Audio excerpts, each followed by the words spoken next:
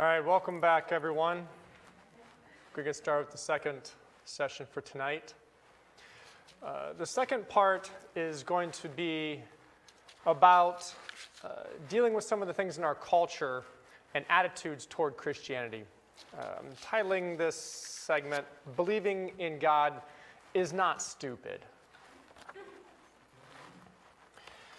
This all kind of started for me years ago in grad school, reading a Christian philosopher by the name of Alvin Plantinga. He wrote this book called Warranted Christian Belief. And I started reading this book. And, well, let me just tell you, it's written at a level that was far above mine. And it's super technical and academic. So it was difficult. And it's long, and it's analytic. I have a friend who's an analytic philosopher, and they speak a whole different language. I mean, philosophers basically make up a whole set of vocabulary to try to explain what they're talking about. So I basically had to find a different way to access this material. And he actually wrote a more condensed version called Knowledge and Christian Belief. And it's a smaller book, more digestible. I want to talk about some of what he presents in there in a defense of the rationality of the Christian faith. Basically, Alvin Plantinga's whole career in Christian philosophy is based on this premise to tell people that to be a Christian is not irrational. Now, the problem that we face in our culture, and which the second part of my talk will deal with, which is called scientism. It's an ideology that is very prevalent in our culture, and especially over in Europe. And it's the idea that's going to be combating a supernatural worldview, or a worldview in which there is something that exists beyond the physical world. Now, we can basically categorize the way to look at the world into three major sections. One being that there is only the physical world. The next one being there is a physical world and there's a spiritual world. Or the second one, or the third one being that they're actually one and the same. The physical world is the spiritual world, just in this would be a pantheistic worldview where everything is God. So those are the three categories. For the rationality of the Christian faith, it's under attack specifically by the worldview where there is nothing except for what exists in nature, the naturalistic worldview. So in Alvin Plantinga, he talks about three different charges against the Christian faith. One being that it is arrogant, two being that it is unjustified, and three, that is irrational or unwarranted. The first one, the charge that the Christian belief is arrogant. Wilfred Cantwell here, he's a professor of comparative religions, and he says that except at the cost of insensitivity or delinquency, it is morally not possible actually to go out into the world and say to devout, intelligent fellow human beings, we believe that we know God, and we are right. You believe that you know God, and you are totally wrong. The charge that the Christian faith or Christian belief is arrogant is basically the idea of having something that is objectively true. And what the charge is that Christians are arrogant because they believe that they know what is true, that they know what is real, that the Christian God is the right God.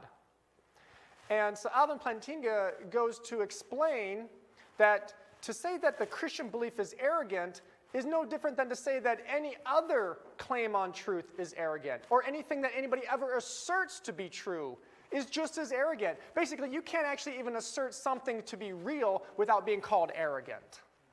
And so he basically just points out that people who want to point the finger at Christians as though they have a superiority complex or they have an elitist mindset, he's saying, well, that's no different than anybody else in the world. That's no different than any other religion in the world. Even atheism itself lays claim to truth, they think, that is just as arrogant. So he basically points out that it is a personal bias against Christianity for anyone to lay a charge that the Christian faith is arrogant. So I think that's an easily dismantleable charge against the Christian faith. press my timer.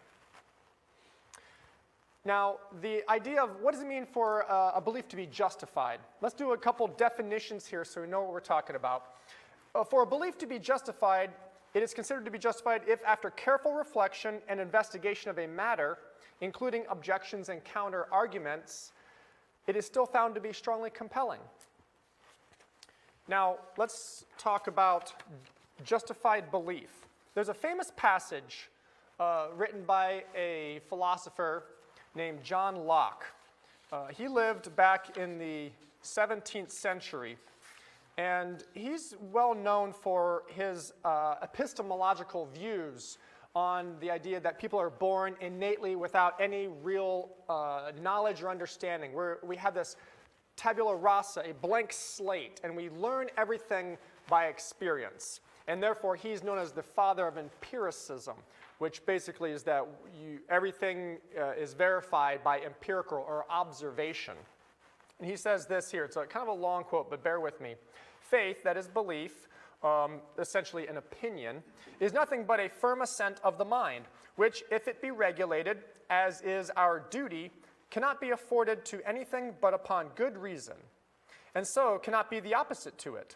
He that believes without having any reason for believing may be in love with his own fancies, but neither seeks truth as he ought, nor pays the obedience due to his Maker, who would have him use those discerning faculties he has given him to keep him out of mistake and error. He that does not this to the best of his power, however he sometimes lights on truth, is in the right but by chance. And I know not whither the likeliness of the accident will excuse the irregularity of his proceeding.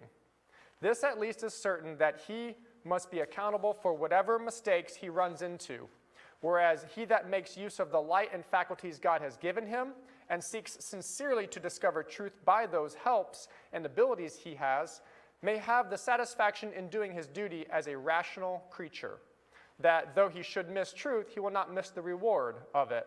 For he governs his assent right, and places it as he should, who in any case or matter whatsoever believes or disbelieves according as reason directs him. He that doth otherwise transgresses against his own light, and misuses those faculties which are given him to no other end, but to search and follow the clear evidence and greater probability. The charge against the Christian faith that it is unjustified is that there's no grounds for, is what they say.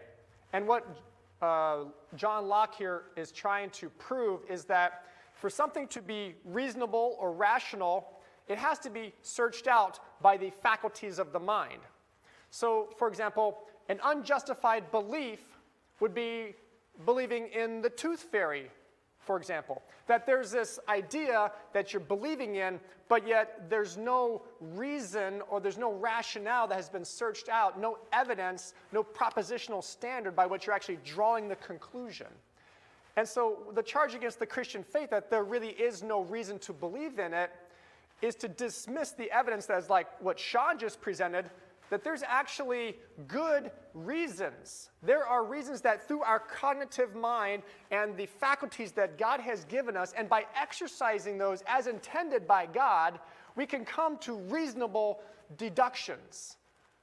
However, the opposite views to the Christian faith, either other religious views or naturalistic views, are in contention with that because they already have a presupposition that the reasons that the basis for the reasons that Sean has given are actually unfounded in their mind because their worldview excludes that possibility. It's a priori or a beforehand presupposition, meaning they have a presupposition that they start with that precludes them from actually seeing the reasonableness of the Christian faith. And so what Alvin Plantinga does is he goes through to show that to be justified is to actually just to exercise the cognitive faculties in the way that they were designed to. And he's saying to accuse a Christian of believing in something as being unjustified is basically to tell him that you're not actually in the right mind. Your mind is not actually working properly. And so he goes through to show that, well, to say to somebody that they've evaluated the evidence, and after evaluating the evidence has actually found it to still be compelling, to tell that person that they're unjustified is no different than to tell somebody who has gone to the store and has compared the prices at the store in their shopping to say that they don't even know what they're buying now. And so he basically goes through to show that these type of claims are not actually based upon substantial reasons in the arguments. They're based upon a preferential bias.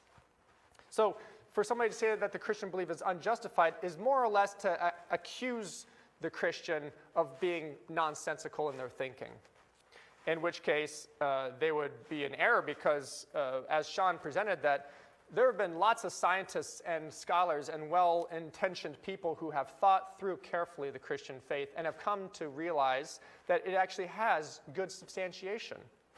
The last one, well, let me talk about the rational for a minute, sorry.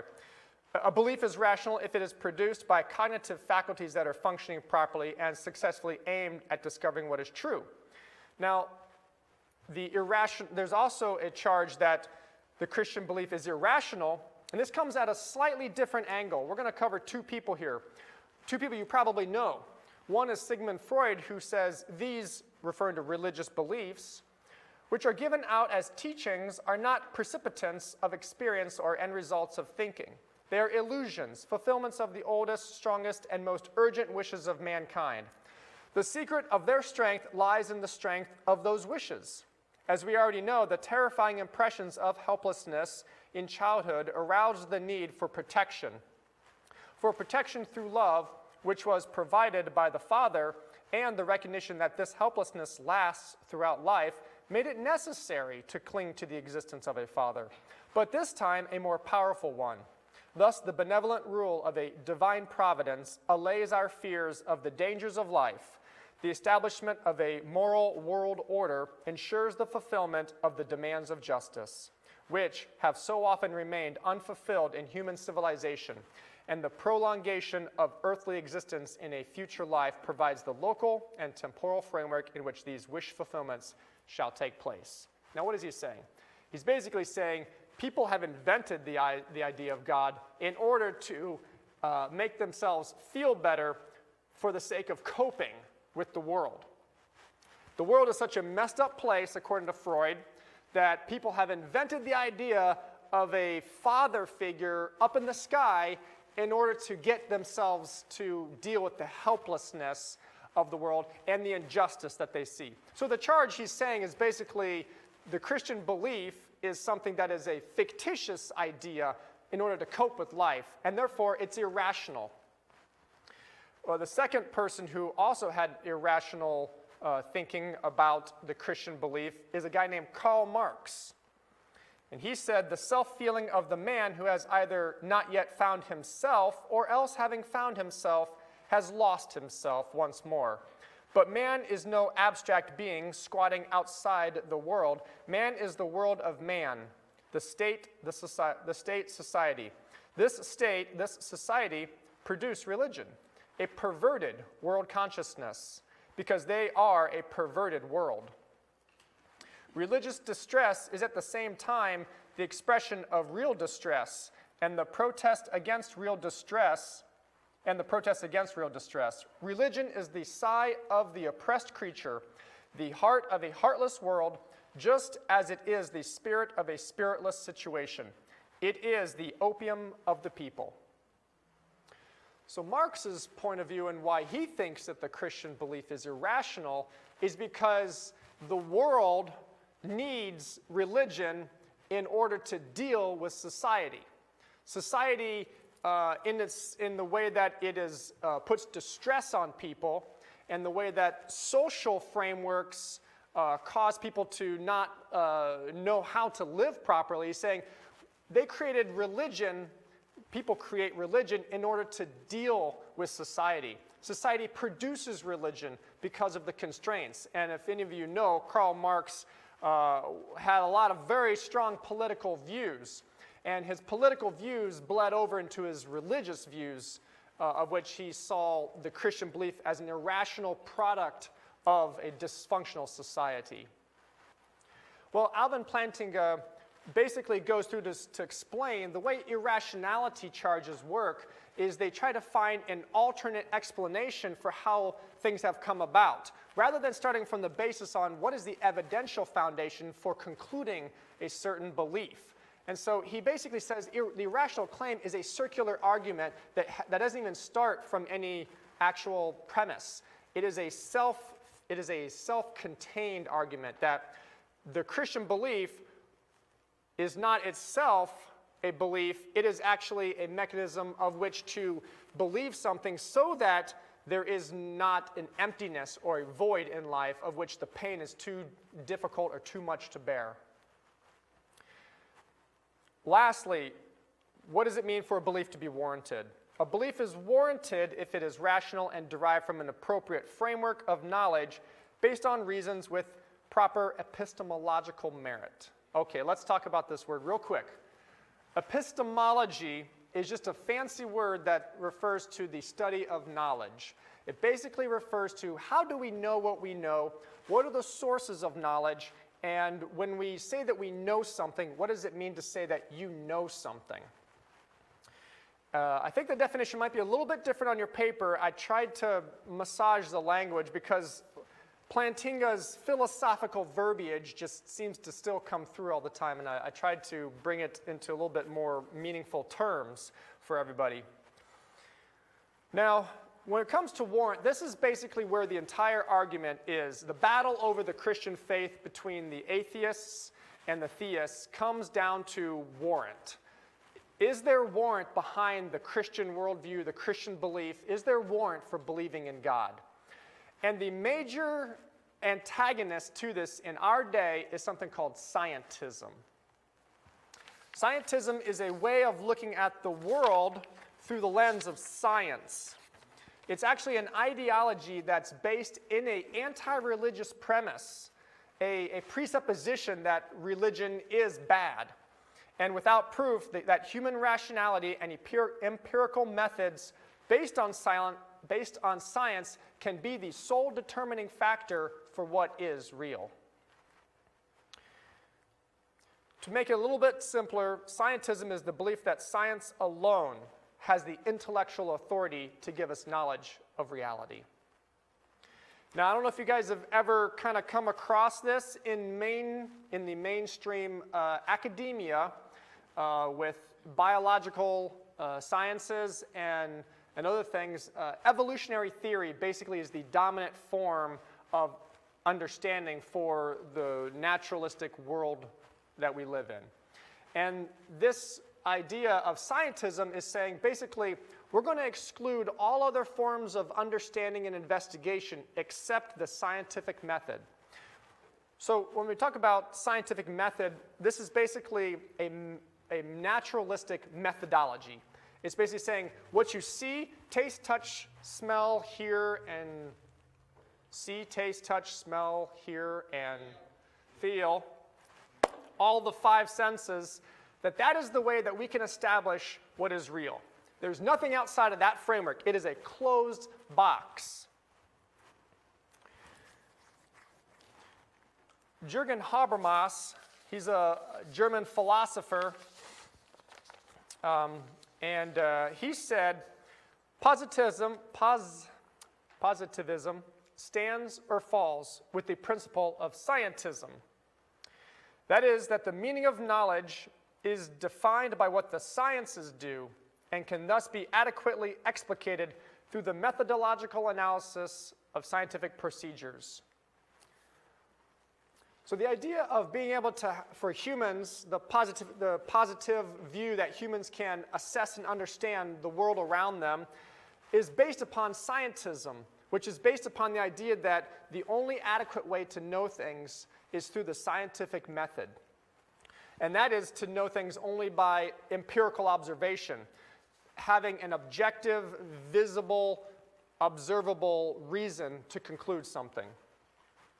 Now, this is different from science, and this is the big misunderstanding a lot of times, is that people look at understanding science and they think scientism. And that's why there's this whole thing about that science and religion are like antithetical to each other. as though they are in polar opposite camps. But this is not true. Science is no more for or against religion. It is just a way of looking at something to understand an answer, to try and perceive what's going on.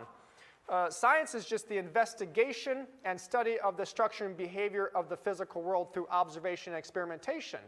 It's nothing more than just trying to do experimenting when you're cooking to find out if you add this, what happens after that.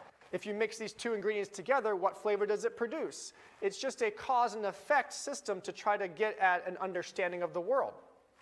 Scientism is actually a philosophy, an ideology, a way of thinking, a framework to be able to believe what's real and what's not real. Now, there was a famous atheist, and his name is Bertrand Russell, a very abrasive man. And he said that man is the product of causes which had no prevision in the end they were achieving. That his origin, his growth, his hopes, his fears, his loves and beliefs are but the outcome of accidental collocation of atoms. That all the labors of the ages are destined to extinction in the vast death of the solar system, if not quite beyond dispute, are yet so certain that no philosophy which rejects them can hope to stand.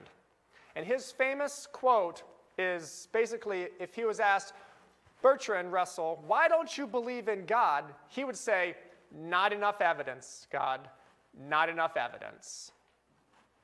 He basically was so certain that mankind can, in their own thinking, understand the world so certainly that any other idea of a supernatural or theistic being, an ultimate being outside of the physical world, he couldn't see any possibility of that the evidence was not persuasive enough for him.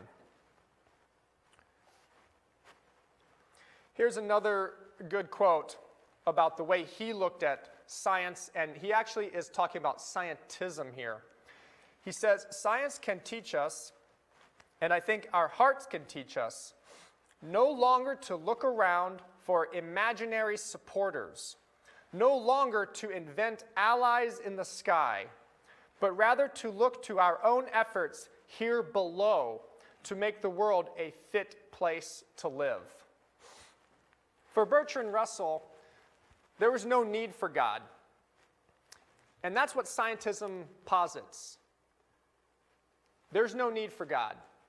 If you look at the world through the natural lens of science, if you look at the world through what only you can see, if you look at the world as you are the basis and you are the standard for everything, you won't have a need for God. Now, with scientism, the problem comes is that you can't actually explain everything in the world through science. And I want to show you guys here that there are 5 major things that science can't explain, but theism can, specifically Christian theism. The first thing is the origin of the universe. And Sean touched on this a little bit in his presentation. The idea of for example, the Kalam cosmological argument that science even says that every cause has an effect, and everything that is caused has a cause that caused it. There's no uncaused causes. There's always a first cause. And even science has shown that there is a beginning to the universe. For example, thermodynamics. Thermodynamics says that if you have a disordered system, it will come to equilibrium at some point. It will work itself into equilibrium. Well, if you look at our current system that we're in, our solar system is not in an equilibrium. We are in a system where the universe is slowly expanding.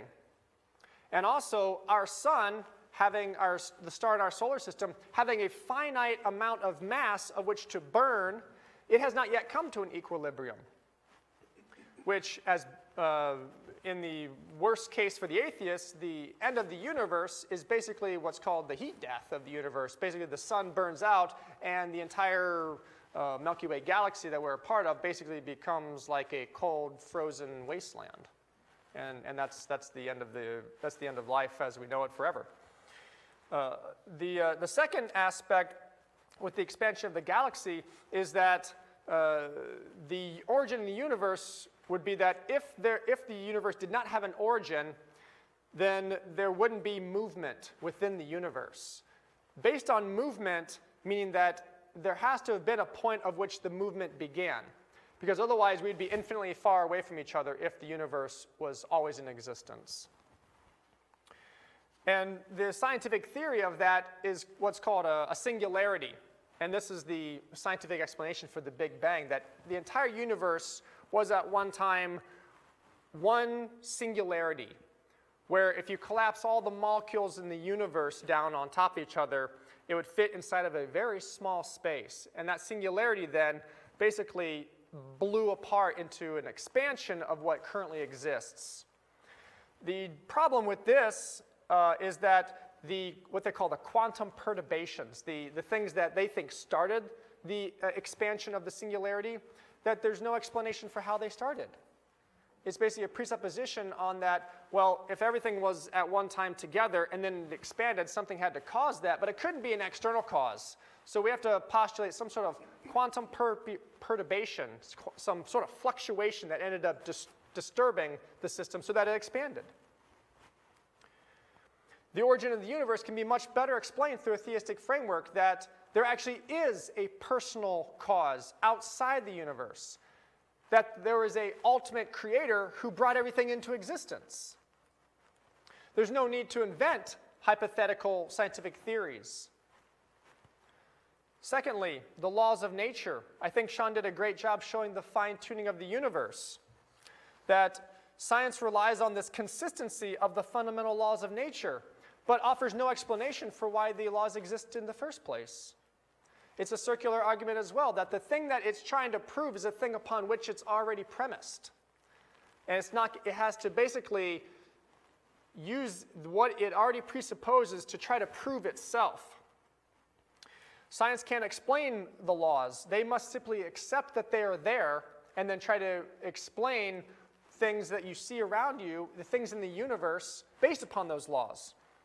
And there's only two options. Either you just accept the laws at face value with no explanation, or you have to acknowledge that there's a personal cause behind the laws that established them in the first place. And this is the principle of sufficient reason, where for every contingent existent, there is a sufficient explanation for why it exists as opposed to not existing. Meaning, you actually have to have a lot more faith, so to say, in the idea of the natural laws coming about randomly than to believe in a creator that actually established the laws, that gave order to the universe. And the fine-tuning constants and ratios, of which there's over 35 major constants, scientific constants and ratios, of which if any one of them was actually significantly altered, if they weren't actually balanced the way they were, the universe and life would really not even exist. I like the mass-energy ratio that Sean talked about. 1 part in 10 to the 10th to the 123rd. That is an astronomical number that we can't even fathom. To be able to write a number on each proton and neutron in the universe and then throw every other particle in for good measure and still not be able to actually write out this number, it is so unfathomable that you have to actually be willing to take a leap of blind faith to try to trust in an explanation that has actually really zero probability to it. The last one, the third one here, the meaning of life.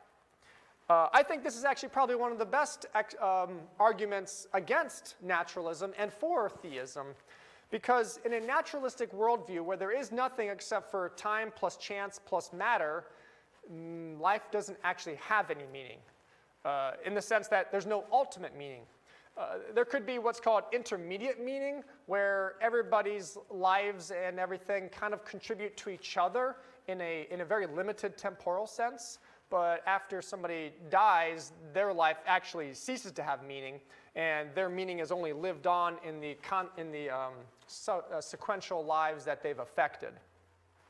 Whereas in a supernaturalistic or Christian worldview, where there is a God, an ultimate creator, God gives meaning to life. And life has meaning in relation to God.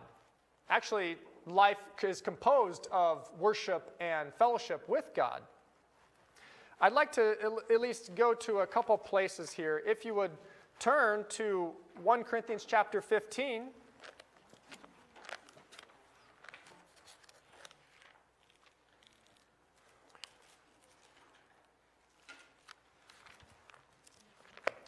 So in 1 Corinthians 15,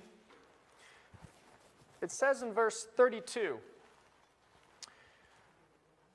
Paul writes here, if the dead are not raised. So he's saying if there is no resurrection, if there is nothing after you die, then he says, let us eat and drink, for tomorrow we die. He's basically saying, live for today, because there's nothing after it. After your life is over, that's all you get. So why not live it up? It's basically hedonism. Get what you can, while you can, as much as you can, and have fun doing it. And then go out with a bang. And that's it. Because once you're gone, you know, you spent all the time you had, so use it up while you can. But in relation to having meaning coming from God, go to Isaiah 43, please.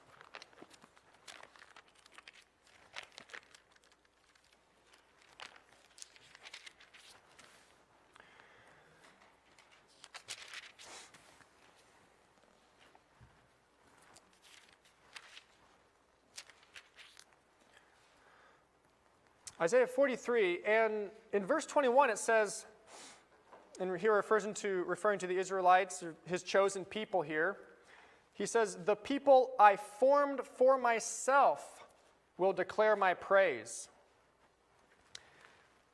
And the idea of the people he formed for himself with Israel is a type of God's family, his chosen people, of which began with Abraham and ultimately will consume the entire earth of people of all nations. God formed his people so that they could praise him. God created people so he could have fellowship with them. That was the whole idea in the Garden of Eden with Adam and Eve, that he was with them in the garden and that they were fellowshipping together. They were in communion with one another together. And it wasn't until the disobedience of Adam and Eve that fellowship, that relationship was broken. Now, I really like this other passage in Revelation chapter 4.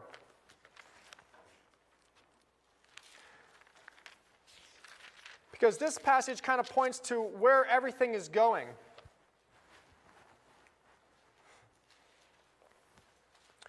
As when John sees the vision in heaven of the throne room, here in verse 11, he sees these 24 elders fall down before the one seated on the throne, worship the one who lives forever and ever. They cast their crowns before the throne, and this is what they say.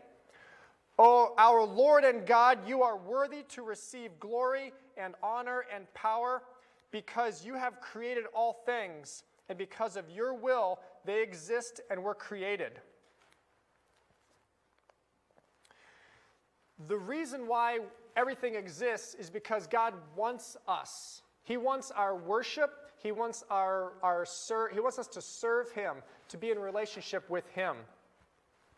He wants ultimately to have us to be with him in a newly created heaven and earth with his son Jesus, and to live in a new city together.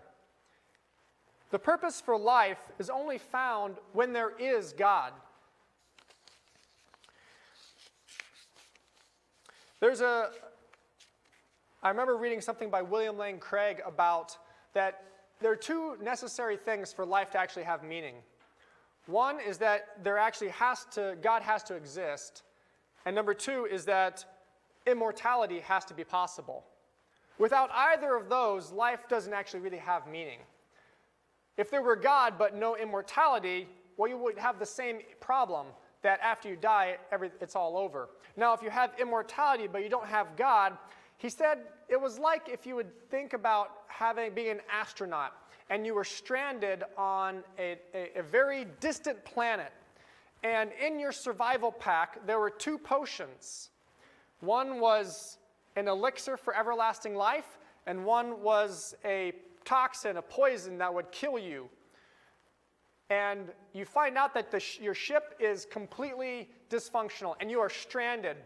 And so you have a choice to choose between one of the 2 potions. Well, if you choose the death one, and then you accidentally end up taking the immortality one, then now you are stuck forever by yourself on a distant, lonely planet, and you are just as miserable as if God never actually really existed. Because you have to have God with immortality to actually when you live forever, to that actually not be a miserable existence. Number 4, the origin of human consciousness. The idea that there's really no way to understand how we became thinking creatures by chance. There's a whole argument that can be laid out on the idea of the body-mind connection, that our thought patterns, our psychology, that none of it can be explained through scientific method, that there's no reason for evolution to have produced a conscious thinking mind or for us as humans, morality. And lastly, the moral laws and the intrinsic value. Ravi Zacharias, a famous apologist, he said in his book, Can Man Live Without God? When you say there is evil, aren't you admitting that there is good? And when you accept the existence of goodness, you must affirm a moral law on the basis of which to differentiate between good and evil. But when you admit to a moral law, you must posit a moral lawgiver. See, science can't actually describe morality. It's only descriptive, not prescriptive. And so science can't explain moral laws. It can't explain intrinsic value. No person has intrinsic value in a scientific or naturalistic worldview.